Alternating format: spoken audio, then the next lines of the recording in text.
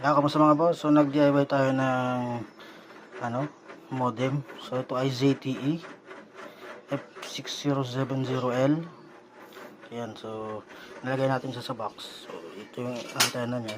Nilagay natin siya, so pinutas natin siya. Then naglagay tayo ng POE splitter. So tatakbo na natin yung bubutasan na lang natin mamaya dun sa, kasi rubber naman to. Ito. Bubutas lang tayo dun para sa pasukan ng LAN o UTP cable. So yan, so ito siya, tsura ng mga boss. Sabits po yan.